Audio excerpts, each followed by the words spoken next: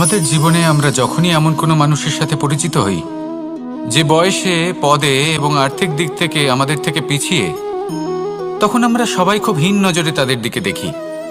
মনেই করি না যে সেই ব্যক্তির নিজস্ব একটা অস্তিত্ব রয়েছে, তার নিজেরও একটা মাহাত্ম্য রয়েছে।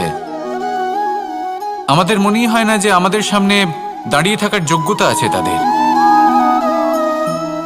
চলুন আপনাকে একটা প্রশ্ন করি, শূন্যের নিজস্ব মূল্য কোথায়? আপনি বলবেন কিছুই না। শূন্যের আবার নিজস্ব মূল্য কোথায়? কিন্তু যখন এই শূন্যই কোনো সংখ্যার সাথে এসে যুক্ত হয়ে যায়, কোনো অঙ্কের সাথে এসে যুক্ত হয়ে যায়, তখন তার মূল্য অনেক গুণ বৃদ্ধি পায়। অর্থাৎ এই শূন্যের মূল্য অবশ্যই আছে।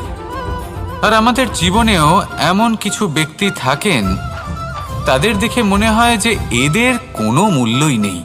কিন্তু যখন এই ব্যক্তি কারোর সাথে এসে জুড়ে যান, তখন তার মূল্য সেই ব্যক্তির বৃদ্ধি ঘটায়। এই সংসারে এমন কোনো ব্যক্তি নেই যার কোনো মূল্য নেই। যদি আমরা ধনুকের কথা বলি, তাহলে তার জন্য একটি দড়ির প্রয়োজন হয়, যেটি প্রত্যঞ্চা হিসেবে ব্যবহৃত হয়। যদি এই প্রত্যঞ্চা না থাকে, তাহলে ধনুকের কোনো মূল্যই থাকে না। যদি প্রত্যঞ্চা না থাকে, তাহলে ধনুকের অস্তিত্ব অসম্পূর্ণ থেকে যায়। এই সংসারে যে কোনো ব্যক্তি হোক বা যে কোনো বস্তু হোক, প্রত্যেকের নিজস্ব একটি মূল্য আছে। তার সম্মান করুন, সামনে অগ্রসর হন, আর আমার সাথে ভালোবেসে বলুন, রাধা রাধা। সুখ, দুঃখ এবং শক্তি, এই তিন হলো এই সংসারের ত্রিদেবের মতো। আমাদের জীবনে যা কিছু ঘটছে, এই তিনটির ভিত্তির উপরেই হচ্ছে। আসলে এই সংসারের একটা নিয়ম আছে, যখনই আপনি কিছু লাভ করেন, এই সংসার আপনার পরীক্ষা নেয়। এটা জানার জন্য আপনার পরীক্ষা নেয় যে আপনি যা কিছুই লাভ করেছেন, আপনি কি আদৌ সেটার যোগ্য কি না। ঠিক সেইভাবেই এই সুখ, দুঃখ এবং শক্তি আপনার পরীক্ষা নিয়ে থাকে। যখন সুখ আসে, তখন সে আপনার পরীক্ষা নেয় যে আপনার মধ্যে অহংবোধ জাগ্রত হয়নি তো।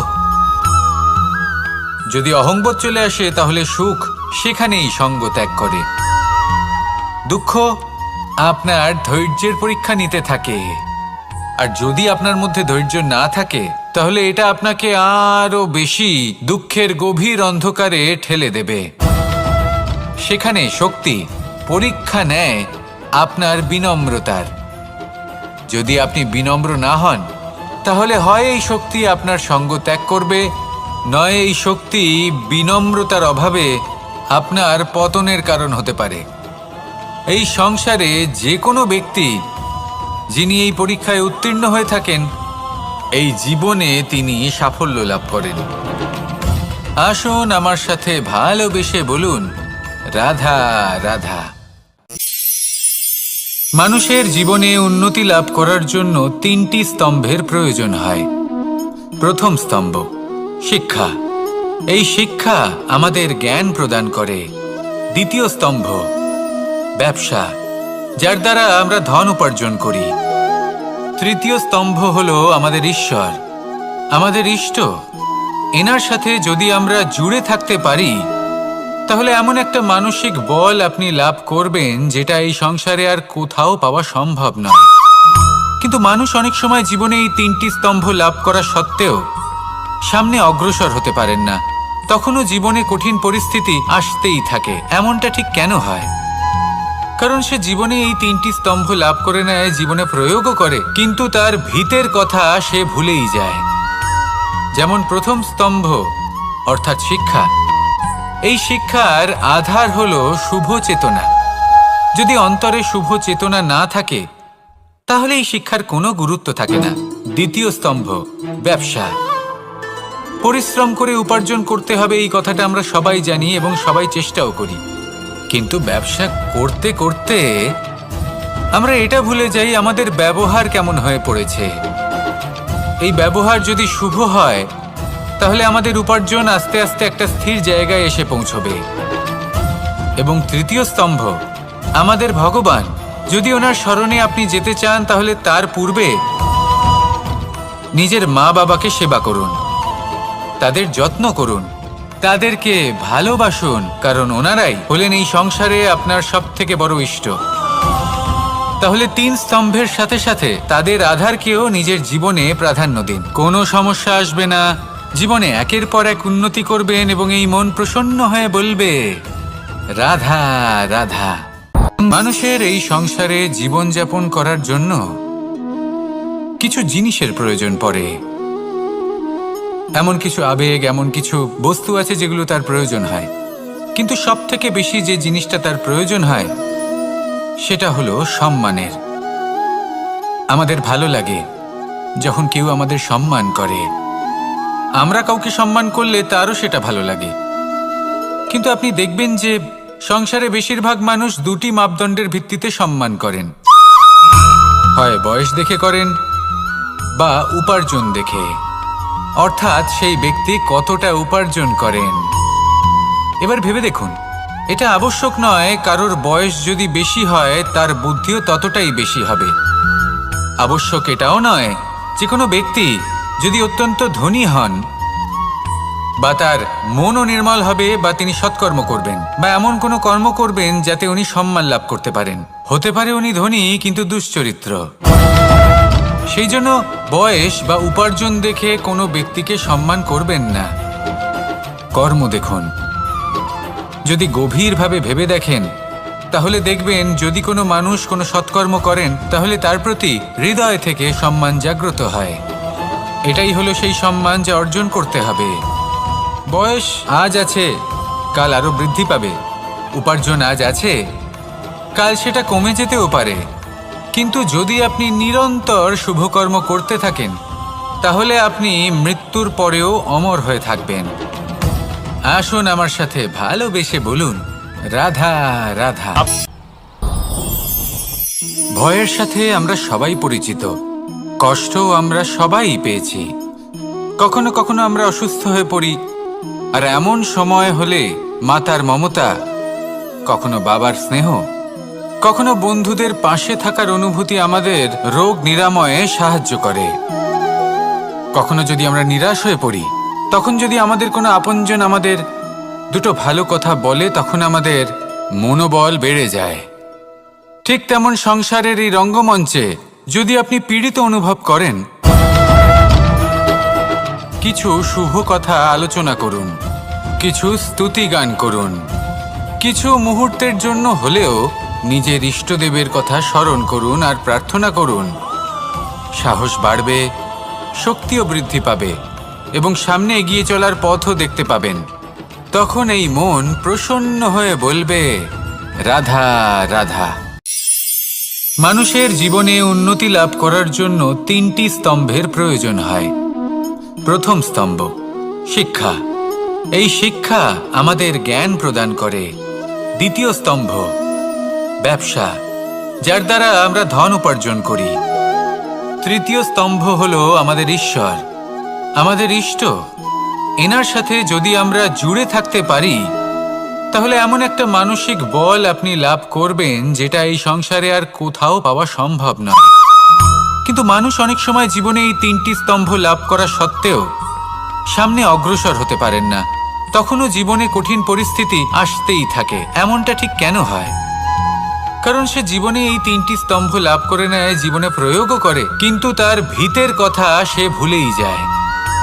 যেমন প্রথম স্তম্ভ অর্থাৎ শিক্ষা। এই শিক্ষার আধার হলো শুভ চেতনা। যদি অন্তরে শুভ চেতনা না থাকে তাহলে এই শিক্ষার কোনো গুরুত্ব থাকে না।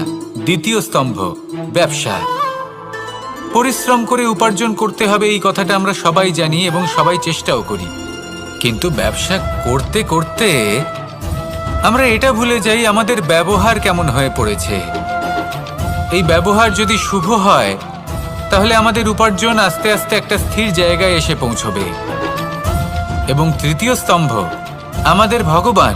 যদি ওনার শরণে আপনি যেতে চান তাহলে তার পূর্বে নিজের মা বাবাকে সেবা করুন, তাদের যত্ন করুন, তাদেরকে ভালোবাসুন, কারণ ওনারাই হলেন এই সংসারে আপনার সবথেকে বড় ইষ্ট। তাহলে 3 স্তম্ভের সাথে সাথে তাদের আধারকেও নিজের জীবনে প্রাধান্য দিন। কোনো সমস্যা আসবে না, জীবনে একের পর এক উন্নতি করবেন এবং এই মন প্রসন্ন হয়ে বলবে, রাধা রাধা। সুখ, দুঃখ এবং শক্তি, এই তিন হলো এই সংসারের ত্রিদেবের মতো। আমাদের জীবনে যা কিছু ঘটছে এই তিনটির ভিত্তির উপরেই হচ্ছে। আসলে এই সংসারের একটা নিয়ম আছে, যখনই আপনি কিছু লাভ করেন এই সংসার আপনার পরীক্ষা নেয়। এটা জানার জন্য আপনার পরীক্ষা নেয় যে আপনি যা কিছুই লাভ করেছেন আপনি কি আদৌ সেটার যোগ্য কিনা। ঠিক সেইভাবেই এই সুখ, দুঃখ এবং শক্তি আপনার পরীক্ষা নিয়ে থাকে। যখন সুখ আসে তখন সে আপনার পরীক্ষা নেয় যে আপনার মধ্যে অহংবোধ জাগ্রত হয়নি তো। যদি অহংবোধ চলে আসে তাহলে সুখ সেখানেই সঙ্গ ত্যাগ করে। দুঃখ আপনার ধৈর্যের পরীক্ষা নিতে থাকে, আর যদি আপনার মধ্যে ধৈর্য না থাকে তাহলে এটা আপনাকে আরো বেশি দুঃখের গভীর অন্ধকারে ঠেলে দেবে। সেখানে শক্তি পরীক্ষা নেয় আপনার বিনম্রতার। যদি আপনি বিনম্র না হন তাহলে হয় এই শক্তি আপনার সঙ্গ ত্যাগ করবে, নয় এই শক্তি বিনম্রতার অভাবে আপনার পতনের কারণ হতে পারে। এই সংসারে যে কোনো ব্যক্তি যিনি এই পরীক্ষায় উত্তীর্ণ হয়ে থাকেন এই জীবনে তিনি সাফল্য লাভ করেন। আসুন আমার সাথে ভালোবেসে বলুন, রাধা রাধা। ভয়ের সাথে আমরা সবাই পরিচিত, কষ্টও আমরা সবাই পেয়েছি। কখনো কখনো আমরা অসুস্থ হয়ে পড়ি, আর এমন সময় হলে মাতার মমতা, কখনো বাবার স্নেহ, কখনো বন্ধুদের পাশে থাকার অনুভূতি আমাদের রোগ নিরাময়ে সাহায্য করে। কখনো যদি আমরা নিরাশ হয়ে পড়ি, তখন যদি আমাদের কোনো আপনজন আমাদের দুটো ভালো কথা বলে তখন আমাদের মনোবল বেড়ে যায়। ঠিক তেমন সংসারের এই রঙ্গমঞ্চে যদি আপনি পীড়িত অনুভব করেন, কিছু শুভ কথা আলোচনা করুন, কিছু স্তুতি গান করুন, কিছু মুহূর্তের জন্য হলেও নিজের ইষ্টদেবের কথা স্মরণ করুন আর প্রার্থনা করুন। সাহস বাড়বে, শক্তিও বৃদ্ধি পাবে এবং সামনে এগিয়ে চলার পথও দেখতে পাবেন। তখন এই মন প্রসন্ন হয়ে বলবে, রাধা রাধা। এই সংসারে কখনো কোনো ব্যক্তিকে তার বাইরের পোশাক দেখে বিচার করার চেষ্টা করবেন না, এটা খুব বড় ভুল করবেন। যেমন আমরা জীবনে অনেক সময় এমন করি, ধরুন কোথাও একটা গাছ দেখলাম, খুব বিশাল আকারের একটা গাছ, যেটা মাটির থেকে অনেক উঁচুতে পৌঁছে গেছে, যার বিশাল শাখা আছে। সেগুলো দেখে আমরা ভাবি যে এই গাছে হয়তো কত সুস্বাদু ফল আছে, আমরা সেই গাছের পরিচর্যা করতে থাকি। আবার অন্যদিকে হলো একটি তৃণ, যেটা মাটি থেকে কিছুটা উঁচুতে পৌঁছেছে, কিন্তু সেই তৃণর নিচে, মাটির নিচে অত্যন্ত সুস্বাদু ফল বা সবজি জন্ম নেয়, যা আমাদের স্বাস্থ্যের পক্ষে অত্যন্ত উপকারী। সেই জন্য কখনো আবরণ দেখে কাউকে বিচার করতে চেষ্টা করবেন না। তার বদলে এটা বোঝার চেষ্টা করুন যে আপনার সামনে যে ব্যক্তি আছে বা বস্তু আছে তার বিশেষত্ব কি। যদি এই বিশেষত্ব বোঝার ক্ষমতা আপনি অর্জন করেন, যদি এই শিল্প আপনি নিজের ভেতরে জাগ্রত করেন, তাহলে এই সংসারে বিশেষত্ব কি সেটা আপনি জানতে পারবেন। আর এই সমস্ত খেলা দৃষ্টি থেকে নয়, দৃষ্টিভঙ্গি থেকে জন্ম নেয়। দৃষ্টিভঙ্গি সবসময় শুভ রাখুন আর আমার সাথে ভালোবেসে বলুন, রাধা রাধা। যখন আমরা কোনো বনে প্রবেশ করি তখন এই সবুজ ঘাস দেখে, এই কোমল ঘাস দেখে আমাদের মন প্রফুল্ল হয়ে ওঠে। ভিন্ন ভিন্ন প্রজাতির ফুল, ভিন্ন ভিন্ন রঙের ফুল দেখে এই মন আনন্দে ভরে ওঠে। এখানে শিশুরা আনন্দ লাভ করে, বড়রা ভোজন গ্রহণ করেন, কথাবার্তা বলেন, হাঁটাহাঁটি করে বেড়ান। এবার ভেবে দেখুন, যখন এই উপবনের নির্মাণ হয়েছিল সেই সময় যদি এই মাটিকে সঠিকভাবে খনন না করা হতো, যদি তাতে সঠিকভাবে বীজ রোপণ না করা হতো, যদি কোনো সংঘর্ষ না হতো, পরিশ্রম না করা হতো, যদি চলতে চলতে পায়ে কাঁটা না বিঁধে যেত, তাহলে এই সুন্দর বন দেখে আমরা কি এই আনন্দ লাভ করতে পারতাম? কখনোই নয়। ধরুন কোনো নদীর তটে সুন্দর একটি বন আছে, সেই বনের আনন্দ লাভ করতে গেলে আপনাকে সেই নদী পার করতেই হবে। যদি সুখের নদীর কাছে পৌঁছতে চান তাহলে তটে যে কাঁটা রয়েছে সেগুলোর সাথে সংঘর্ষ করতেই হবে। এই সংসারে যদি আপনি সুখ লাভ করতে চান তাহলে সুখ লাভের এই যাত্রা শুরু করতে হবে সংঘর্ষ দ্বারা।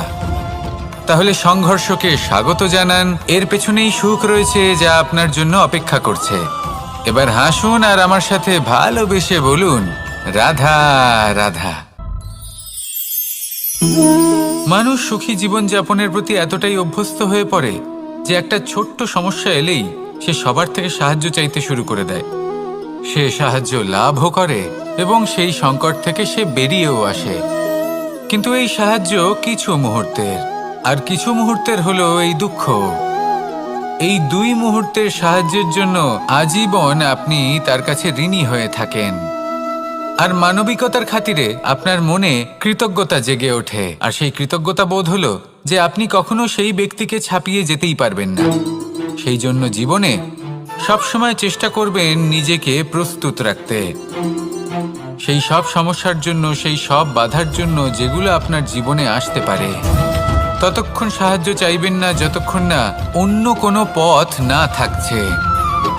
সাহায্য চাওয়া অনুচিত নয়, কিন্তু সাহায্য চাইলে এবং সাহায্য পেলে আপনি আজীবন কৃতজ্ঞ এবং ঋণী হয়ে থাকবেন। আর তারপর একদিন আপনি পরিবর্তন দেখতে পাবেন যে কিভাবে আপনি ছোট ছোট সমস্যার জন্য সাহায্য না চেয়ে বড় বড় সমস্যার সম্মুখীন হতে প্রস্তুত হয়ে গেছেন। এটাই হলো সংসারের নীতি।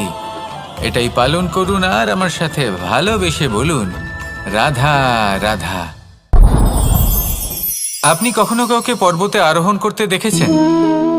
বা আপনি কখনো নিজে কোনো পর্বতে আরোহণ করেছেন? করে থাকলে আপনি এই বিষয়ে অবশ্যই জানবেন যে যখন আমরা শিখরের দিকে এগোই, ওপরের দিকে এগিয়ে চলি, তখন আমাদের একটু ঝুঁকে পথ চলতে হয়। তখনই আমরা সেই পর্বত আরোহণ করতে পারি। কিন্তু যে ব্যক্তি নিচের দিকে ফিরে আসছেন তিনি কিন্তু ঝুঁকে চলেন না, তিনি দৃঢ়ভাবে সোজা হয়ে নিচে নামেন। এই ভারসাম্য বজায় রাখার এই খেলাতে সংসারের একটা সার লুকিয়ে রয়েছে।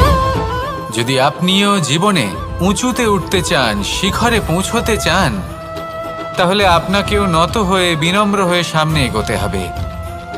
সেখানে যদি আপনি বুক চিতিয়ে উদ্ধতভাবে অহংকার বোধ নিয়ে চলতে থাকেন, সেখান থেকেই আপনাকে নিচে নামতে হবে।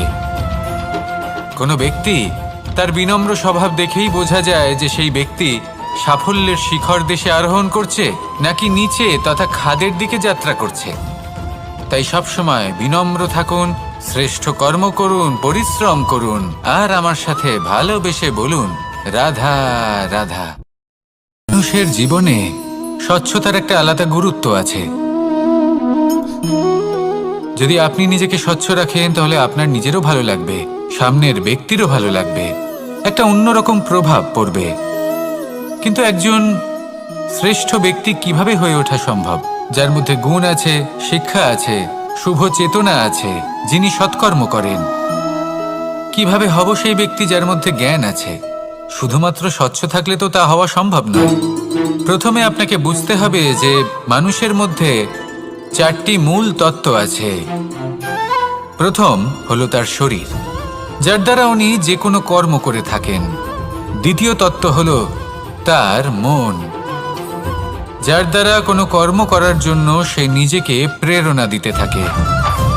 তৃতীয় তত্ত্ব হলো বুদ্ধি, যে কর্ম আমরা করতে চাই, যে লক্ষ্যে আমরা পৌঁছতে চাই, সেটা আমরা কিভাবে কোন পথে করব সেটা স্থির করা যায় বুদ্ধি দিয়ে। আর চতুর্থ তত্ত্ব হলো আত্মা। আত্মা হলো এমন এক তত্ত্ব যার কোনো সমাপ্তি নেই। আত্মা হলো অজয়। কিন্তু এরও শুদ্ধিকরণের প্রয়োজন হয়। এই চারটি তত্ত্বের শুদ্ধিকরণ করতে থাকুন, এদের নির্মল রাখুন, শুদ্ধ রাখুন। এবং এটা কিভাবে হবে? শুভ চেতনা দ্বারা, জ্ঞানের দ্বারা, এবং সব থেকে বেশি গুরুত্বপূর্ণ প্রেমের দ্বারা। আসুন আমার সাথে ভালোবেসে বলুন, রাধা রাধা। এই জীবনে তিনটি গুরুত্বপূর্ণ শব্দ আছে যা বোঝা আমাদের কাছে খুব গুরুত্বপূর্ণ, এবং এই তিনটি শব্দের নিজস্ব অর্থ আছে। প্রথম হলো সঙ্গবদ্ধতা, অর্থাৎ একসাথে মিলে কাজ করতে হবে, একসাথে মিলে পরিশ্রম করতে হবে, সামনে এগোতে হবে।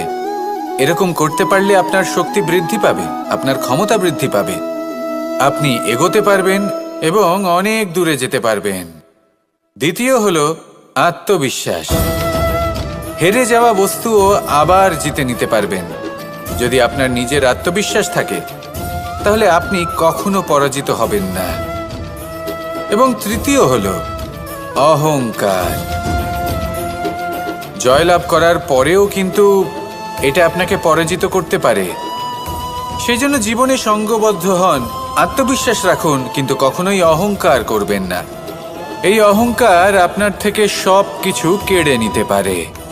এই অহংকারের জন্যই মথুরাপতি কংস নিজের পতনের দিকে অগ্রসর হয়েছিলেন।